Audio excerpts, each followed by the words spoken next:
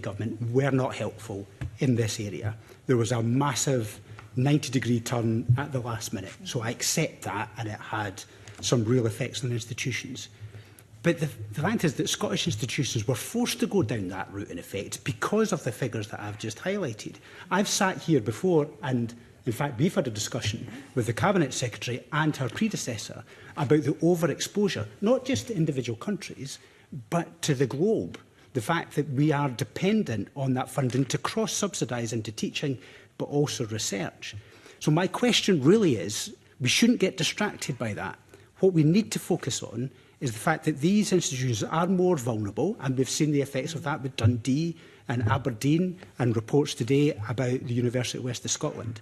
So does the Minister accept that the policy that's been pursued over the last decade just is not sustainable for the next decade? Because we are going to see a continuation of those figures about liquidity, net liquidity figures and the cash flow figures, and we will see some real consequences. Does the Minister accept that that needs to be addressed? It's similar to Miles Briggs' problem, an issue that he raised. There needs to be a much more substantial, urgent debate. Otherwise, we're just going to drift into a greater crisis. Does he accept that? There is a UK-wide issue around funding of universities. I think there's a report out this morning from the IFS in relation to English universities that talks about underfunding. That's, I think, is the term that they use. And there is a statistic, a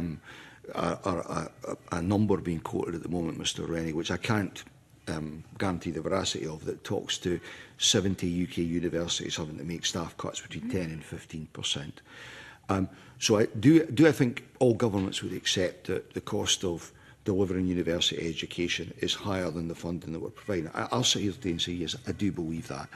And I do, as I said earlier, we have ongoing discussions with the universities, and those will ramp up about what we do about that. But he will also recognise that neither the Cabinet Secretary or I are sitting here today with a magic wand for this. We cannot resolve this overnight, and that's why, you know, we are engaged with him, and we'll continue to engage with him to see what we can do here.